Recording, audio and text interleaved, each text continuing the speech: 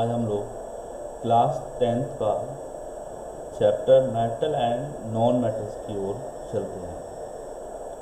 देखिएगा, आपने classification of substance के बारे में पढ़ा होगा कि फिजिकली तौर पे सब्सटेंस को दो पार्टों में डिवाइडेड किया है, मेटल और नॉन मेटल।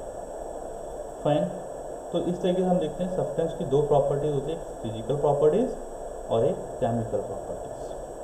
देखिए, हम लोग एनसीईआरटी की बुक को स्टडी कर रहे हैं और एनसीईआरटी बुक के एक एक पॉइंट को स्टडी करेंगे। That we will do now. Metal, first of all we will study the physical property. Now metal, now we will read the easiest way to start grouping substance is by comparing their physical property.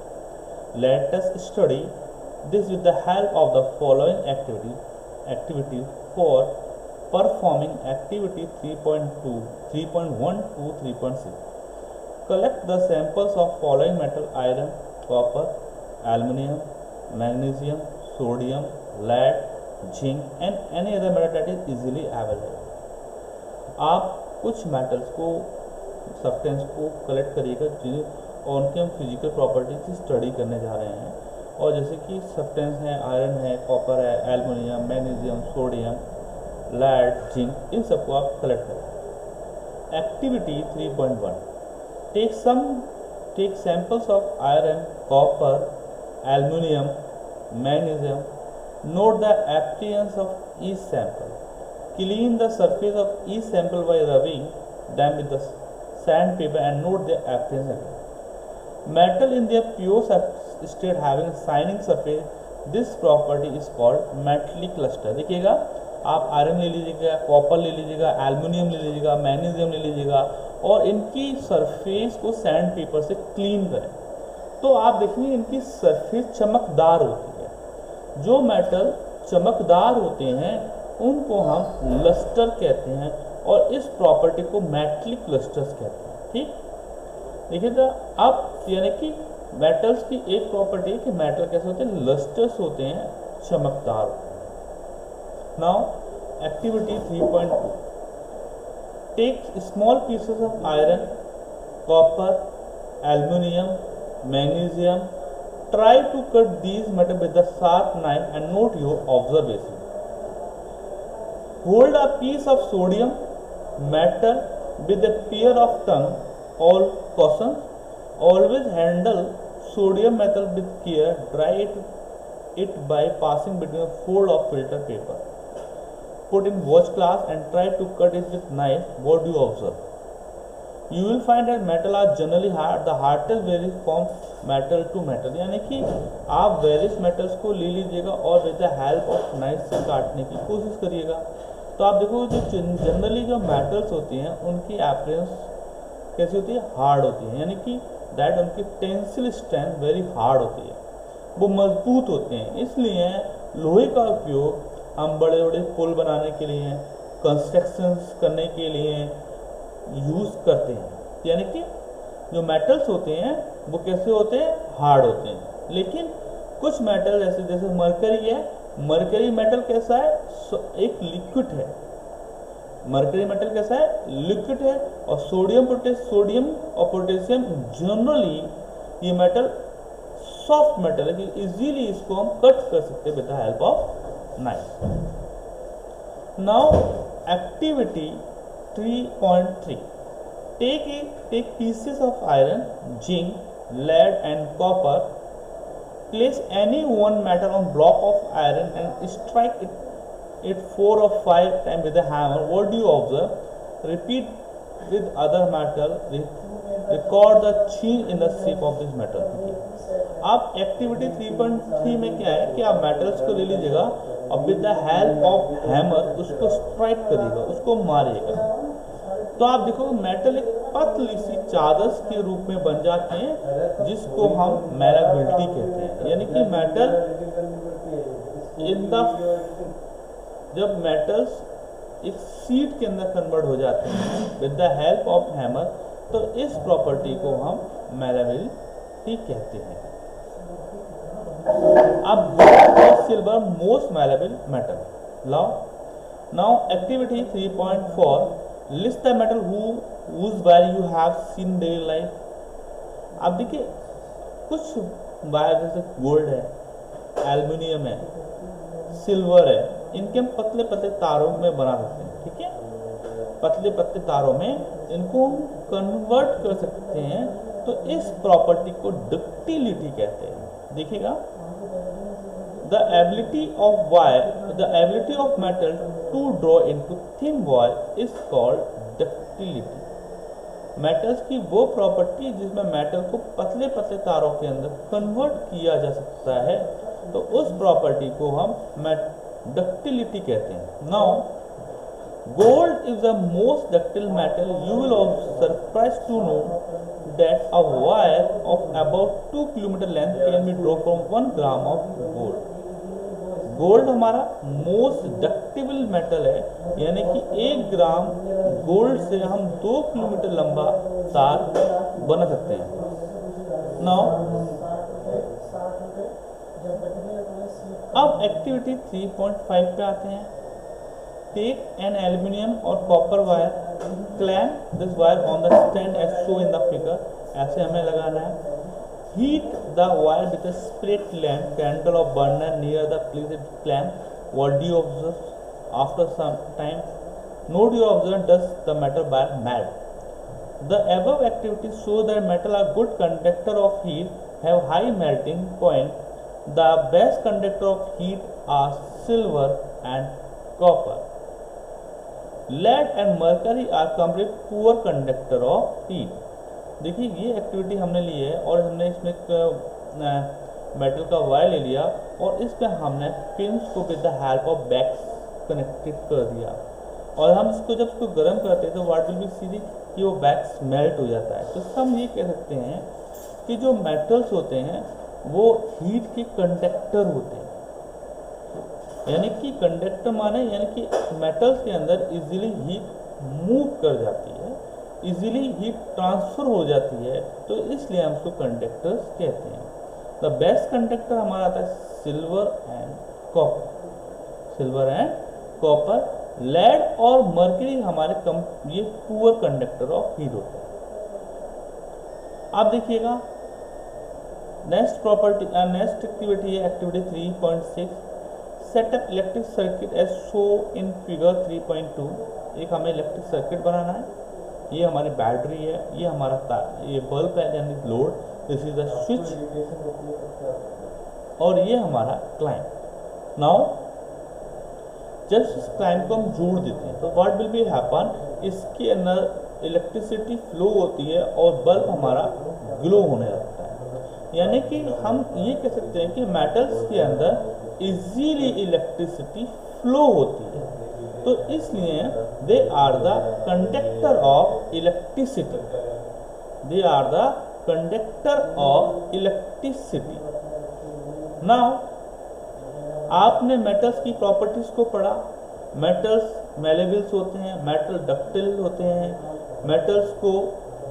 Metal are conductor of heat होते हैं। तो ये सारी आपने properties पढ़ी 1 by 1।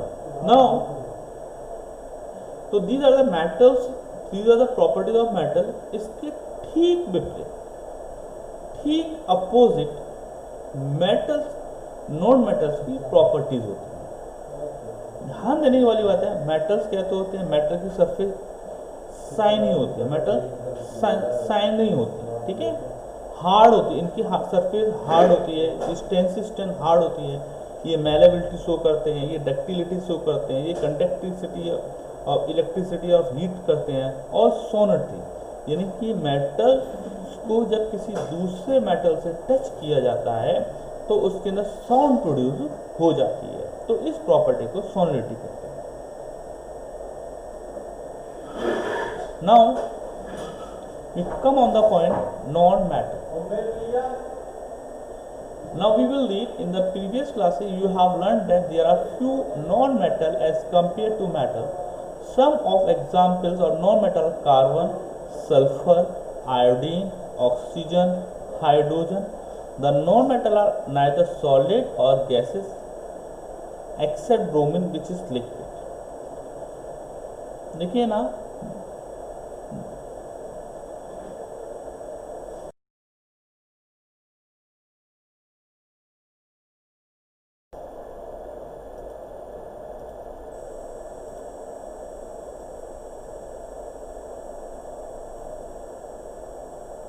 Now students C non metals. देखिएगा, जो non metals होते हैं उनकी हम प्रॉपर्टीज़ के बारे में स्टडी करते हैं। तो नॉन मेटल सबसे पहला आता है हार्डनेस, नॉन मेटल हार्ड नहीं होते। सेकंड थिंग आता है मैलेबिलिटी, यानी कि आपको ले लीजिए कोयला, जिसे हम कार्बन बोलते हैं, इसको हम मैलेबल यानी पतली सी चादर में कन्वर्ट नहीं कर सकते। नेक्स्ट पॉइंट है डक्टिलिटी, नॉन मेटल को डक्टिलिटी यानी कि पतले पतले तारों के अंदर हम कन्वर्ट नहीं कर सकते। Conduct of electricity, non metal electricity को फ्लो नहीं होने देते। एंड सोनोरिटी, यानी कि जो नॉन मेटल है वो साउंड प्रोड्यूस नहीं करते। लेकिन कुछ एक्सपेंसेस हैं, अपवाद हैं, उनके बारे में हम स्टडी वन बाई वन करते हैं। All metal except mercury exit as solid at room temperature, and metal have high melting point, but gallium, cesium have very low melting point. These two metals will melt if you keep them on your palm. देखिएगा, आप जानते हैं कि जितनी भी metals हैं वो generally solids होती हैं। आप ये भी जानते हैं कि मेटल्स की टेंसिल स्ट्रेंथ बहुत हार्ड होता है, इसलिए हम मेटल्स का प्रयोग बड़े बड़े पुल बनाने में और बड़ी बड़ी बिल्डिंग्स बनाने में करते हैं। लेकिन हम थर्मोमीटर के अंदर जो हमारे टेम्परेचर नापने के लिए हम यूज़ करते हैं उसमें हम मरकरी यूज़ करते हैं। तो मरकरी एक मेटल है, लेकिन रूम टेम्परेचर पे वह लिक्विड फॉर्म में है। आप देखिए, आप ये भी जानते हैं कि जो मेटल्स होते हैं उनका हाई मेल्टिंग पॉइंट्स होता है और हाई बॉइलिंग पॉइंट होता है। लेकिन गैलिनियम और सीजियम ये दो मेटल्स हैं, इनका लो मेल्टिंग पॉइंट होता है। अगर आप इवन इनको हैंड पे रख दोगे, अपने हथेली पे रख दोगे, तो ये पिघल जाते हैं। फाइन, तो आपकी ये अब सेकेंड पॉइंट है iodine is non metal but is lustrous. ये एक्सपेंसेस है, इन्हें आप दिमाग में रखना है। बोर्ड में क्वेश्चंस एक दो क्वेश्चंस आते जाता है। यहाँ पर iodine is non metal but इसकी साइनी सरफेस होती है। देखिए, मैंने आपको बताया था कि मेटल जनरली उनकी साइनी सरफेस होती है, लस्टर्स होते हैं, चमकदार सरफेस होती है। लेकिन आयोडीन इसमें एक एक्सपेंसेस है जिसकी सरफेस चमकदार होती है। अब नेक्स्ट पॉइंट हमारा है point number 3, carbon is non metal that exist in different form, each form is called allotropes. Carbon की वेरियस फॉर्म होती हैं, तो इन फॉर्म्स को हम एलोट्रॉप्स कहते हैं। कार्बन हमें सॉलिड फॉर्म में पाया जाता है, कार्बन ग्रेफाइट्स भी है, कार्बन बक मिस्टर फुलरेंस के रूप में पाया जाता है। तो इनके स्ट्रक्चर अलग अलग होते हैं, तो उसके लिए कि कार्बन की डिफरेंट फॉर्म है। तो कार्बन, अब कार्बन में डायमंड भी आता है। डायमंड कैसा है, इसकी सरफेस चमकदार होती है और डायमंड बहुत ज़्यादा हार्ड होता है। डायमंड बहुत ज़्यादा हार्ड होता है। नेक्स्ट है ग्रेफाइट, ये भी डायमंड की फॉर्म है। ये आपकी पेंसिल्स होती है, पेंसिल की जो नॉब बनी होती है वो ग्रेफाइट की बनी होती है, उसके अंदर इलेक्ट्रिसिटी फ्लो हो जाती है। तो ग्रेफाइट एक हमारा नॉन मेटल है, लेकिन उसमें इलेक्ट्रिसिटी फ्लो होती है, यानी वो कंडक्टर है। अब देखिएगा, एल्कली मेटल, एल्कली मेटल क्या है, मेटल्स क्या है, लिथियम, सोडियम और पोटेशियम। ये कहते हैं जनरली सॉफ्ट होते हैं और इवन हम इनको अपने नाइफ से काट भी सकते हैं। And they have the low density और लो मेल्टिंग। अभी तक हमने मेटल्स और नॉन मेटल्स को क्लासीफाई किया according to the physical properties. अब हम आगे पढ़ेंगे मेटल्स और नॉन मेटल्स की केमिकल प्रॉपर्टीज। आप इसको लिखिए, most non metal produce acidic oxide. Non metal जब ऑक्सीजन से रिएक्ट करते तो उनका नेचर एसिडिक होता है। और मेटल कैसे होते हैं? मेटल बेसिक इन नेचर होते हैं, यानी कि मेटल की ऑक्साइड बेसिक इन नेचर्स होते हैं। ये आप पॉइंट नोट कर लीजिएगा।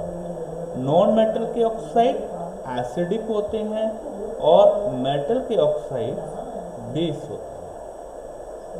Now chemical properties. अब हम केमिकल प्रॉपर्टीज पढ़ते हैं वन बाय वन। अब देखिएगा, आप मेटल्स में जिंक, मैग्नीशियम, आयरन ले लीजिएगा, कॉपर ले लीजिएगा, एल्युमिनियम ले लीजिएगा, लेड ले लीजिएगा, मैग्नीशियम, जिंक, ये सारे के सारे हमारे मेटल। क्वेश्चन हमारे हेडिंग है what happen when metal are burned in air. मैंने आपको बताया था कि जो मेटल की ऑक्साइड है वो बेसिक इन नेचर्स होती है, और जब मेटल को ऑक्सीजन के साथ रिएक्ट किया जाता है तो वो मेटल ऑक्साइड्स जनरेट करते हैं। एग्जाम्पल, कॉपर को जब हम ऑक्सीजन के साथ रिएक्ट कराएंगे तो वो कॉपर ऑक्साइड बनाएगा। एल्युमिनियम को जब ऑक्सीजन के साथ रिएक्ट कराएंगे तो एल्युमिनियम ऑक्साइड बनाएगा। लेकिन कुछ ऑक्साइड, मेटल ऑक्साइड ऐसे होते हैं जो एसिड और बेस दोनों की प्रॉपर्टीज को शो करते हैं। कुछ मेटल ऑक्साइड ऐसे होते हैं जो एसिड और बेस दोनों की प्रॉपर्टीज को शो करते हैं, उनको हम एमोटॉपिक ऑक्साइड्स कहते हैं। जैसे कि एल्युमिनियम ऑक्साइड HCl के साथ रिएक्ट कर रहा है, HCl एक एसिड है तो यहाँ पर ये बेस की तरह वर्क कर रहा है और एल्युमिनियम क्लोराइड का एक सॉल्ट बना रहा है। ठीक जब इसको एल्युमिनियम ऑक्साइड को हम सोडियम हाइड्रोक्साइड से रिएक्ट कराते हैं तो सोडियम हाइड्रोक्साइड, जहाँ पर OH ग्रुप है, यानी कि ये हमारा बेस है, तो यहाँ पर ये एसिड की तरह वर्क कर रहा है और सोडियम एल्युमिनेट बना रहा है। अब नेक्स्ट है, most metal oxide are insoluble in water but some of these dissolve in water to form alkalis. Metal oxide base होते हैं, वो इनसॉल्युबल वाटर्स होते हैं, लेकिन कुछ वाटर में डिसॉल्व हो जाते हैं और वाटर सॉल्युबल बेस को हम एल्कली बोलते हैं। देखिए, सोडियम ऑक्साइड वाटर से रिएक्ट कर रहा है तो सोडियम हाइड्रोक्साइड बना रहा है। पोटेशियम ऑक्साइड वाटर से रिएक्ट कर रहा है, पोटेशियम हाइड्रोक्साइड बना रहा है। अब देखिएगा, आप एक चीज मैं आपको बता दूं कि हर एक मेटल ऑक्सीजन से डिफरेंट रेट में वर्क करता है। कुछ रूम टेम्परेचर पे, कुछ हॉट वाटर से रिएक्ट करते हैं, कुछ उसकी स्टीम से रिएक्ट करते हैं। नाउ वी हैव टू, अब हम इस पैराग्राफ को रीड करते हैं फिर इसका एक्सप्लेन करेंगे। We have observed in activity 3.9 that all metal do not react with oxygen at same rate. हमने भी पढ़ा कि हर एक मेटल ऑक्सीजन से एक रेट में एक रेट में रिएक्ट नहीं करता, वो डिफरेंट रेट शो करता है।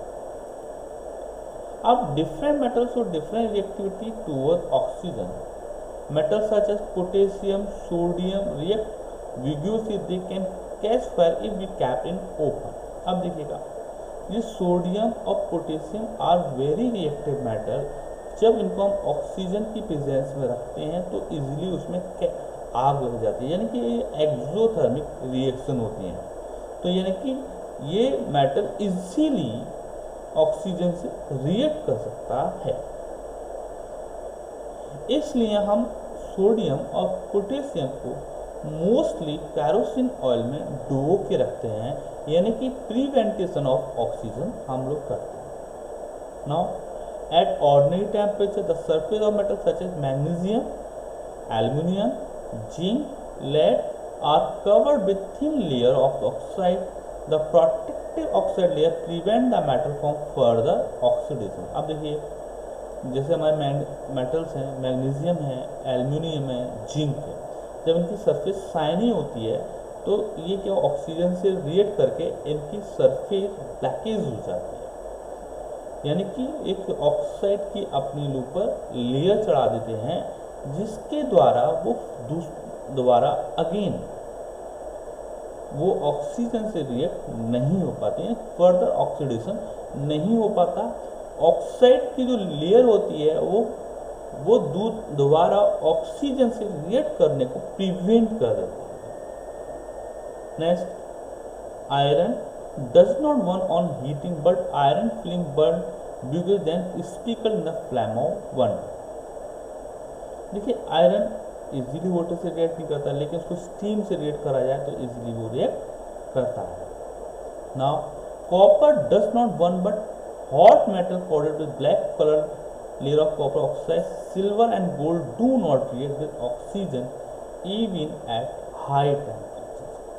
ये मेटल ऑक्सीजन की जो वेपर्स होती है उनके साथ रिएक्ट करती हैं, जबकि सिल्वर एंड गोल्ड किसी भी कीमत पे वो ऑक्सीजन के साथ रिएक्ट नहीं करते।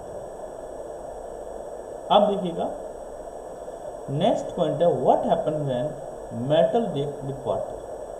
अब देखिएगा जब मेटल वाटर के साथ रिएक्ट करता है तो मेटल ऑक्साइड जनरेट करता है, हाइड्रोजन गैस प्रोड्यूस होती है। मेटल ऑक्साइड जो वाटर के साथ रिएक्ट करेगा तो मेटल हाइड्रोक्साइड बनेगा। आप देखिए ये मेटल का ये डायग्राम में आप लोग को दिख रहा है, ये हमारा क्या एक मेटल का सैंपल है और हमारे ग्लास बूल्स है, इनसे वाटर है जो वाटर के अंदर डिसॉल्व करके इस टेस्ट ट्यूब में लगाती है।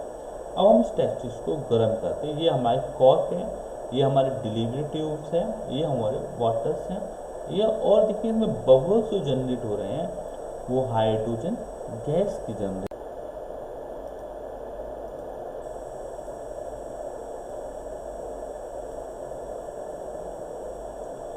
स्टूडेंट्स आपने देखिएगा अब हम रिएक्टिविटी सीरीज की ओर आते हैं और रिएक्टिविटी सीरीज में हम देख रहे हैं सबसे जो ऊपर जो हमारा मेटल रखा गया है वो पोटेशियम रखा गया और सबसे नीचे हमें गोल्ड रखा गया और जो एरो जो रिप्रेजेंट कर रहा है वो अप टू डाउन है, यानी कि मोस्ट रिएक्टिव मेटल से लीस्ट रिएक्टिव मेटल की ओर आ रहा है।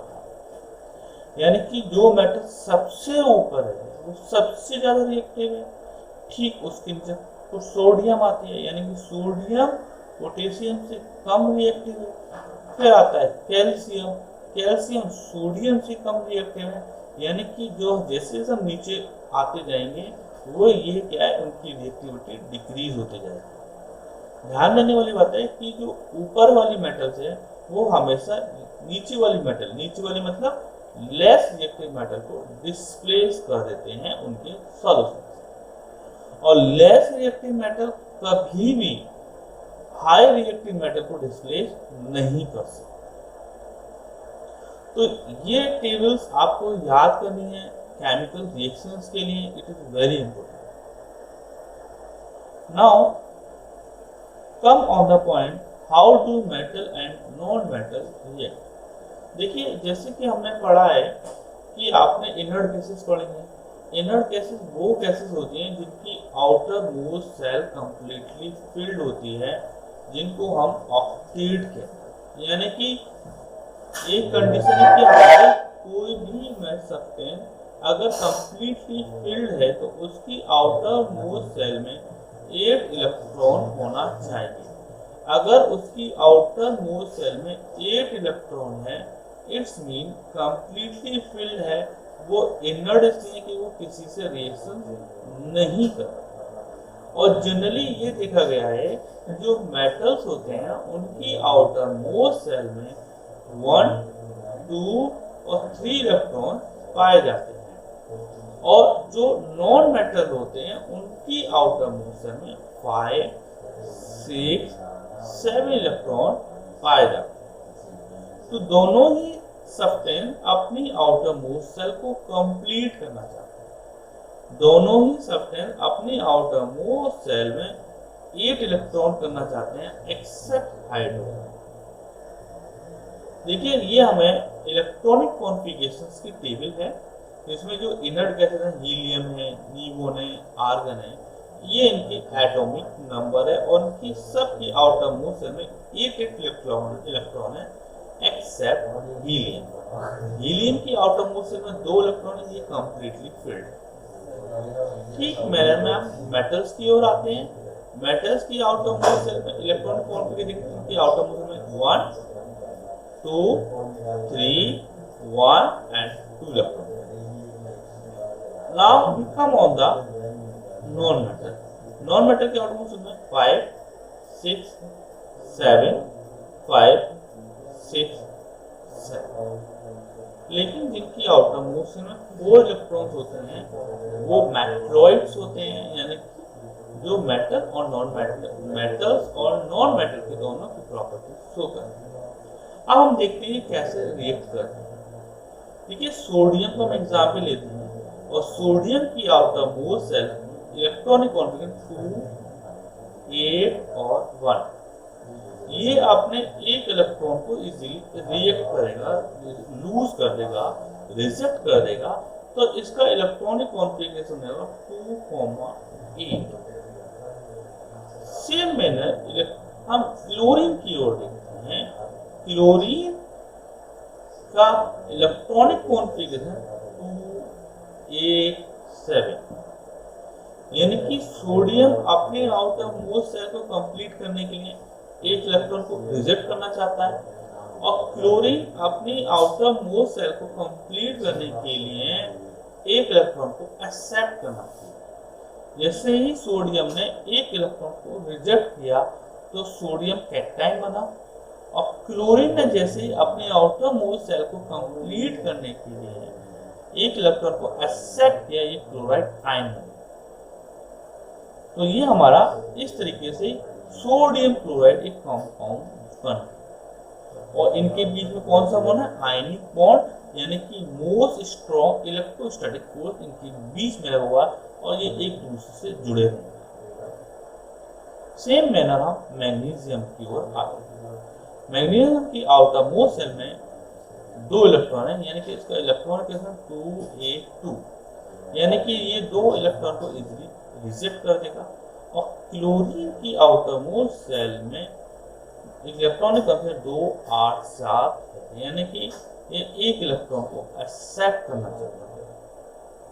तो इसलिए मैग्नीशियम के 2 इलेक्ट्रॉन हैं और क्लोरीन एक इलेक्ट्रॉन को एक्सेप्ट करना चाहता है, इसलिए हम 2 क्लोरीन यहाँ पर लेंगे। तो मैग्नीशियम क्लोरीन से रिएक्ट करेगा तो मैग्नीशियम क्लोराइड बनेगा। अब देखिए प्रॉपर्टीज ऑफ आयनिक कंपाउंड की ओर चलते हैं। एक एक करके हम प्रॉपर्टीज को पढ़ेंगे और बहुत इंपोर्टेंट पॉइंट्स हैं। Physical nature, the ionic compound are solid and somewhat hard because strong force of attraction between the positive and negative ion. These compounds are generally brittle and break into pieces when pressure is applied. देखिए physical nature, ये बहुत strong होते हैं क्योंकि इनके बीच में बहुत strong electrostatic force लगा हुआ होता है। Next, malleability and boiling. देखिए मैंने आपको बता चुका हूँ मेल्टिंग एंड बॉइलिंग। जो भी आयनिक कंपाउंड्स होते हैं उनका हाई मेल्टिंग पॉइंट और हाई बॉइलिंग पॉइंट होता है क्योंकि इनके बीच में आयनिक बॉन्ड होते हैं और ये इनके फोर्स, इलेक्ट्रोस्टैटिक फोर्स बहुत ज़्यादा होता है। Now solubility, electrovalent compound generally water में सॉल्युबल होते हैं और इनसॉल्युबल सच केरोसिन और पेट्रोल होते हैं। केरोसिन और पेट्रोल में इनसॉल्युबल इसलिए होते हैं क्योंकि ये इनमें कोवेलेंट बॉन्ड पाए जाते हैं। आई हैव ऑलरेडी एक्सप्लेन, जो मेटल्स होते हैं, ये देखिए मेटल्स होते हैं, इनमें इलेक्ट्रिसिटी फ्लो होती है इलेक्ट्रिसिटी फ्लो होने का कारण इनके अंदर फ्री इलेक्ट्रॉन पाए जाते हैं। तो जितने भी हम आयनिक कंपाउंड हैं वो उनके अंदर इलेक्ट्रिसिटी फ्लो इजीली हो जाती है, क्योंकि ये अपने अंदर आयंस को जनरेट करते हैं। देखिएगा, रिवाइज सिलेबस के अकॉर्डिंग अक्रेंस ऑफ मेटल आप हमारे कोर्स में नहीं है, तो ये नहीं पढ़ाया जाता, और मेटल्स और नॉन मेटल पूरा कंसेप्ट यही फिटनेस हो जाता है। Thank you very much.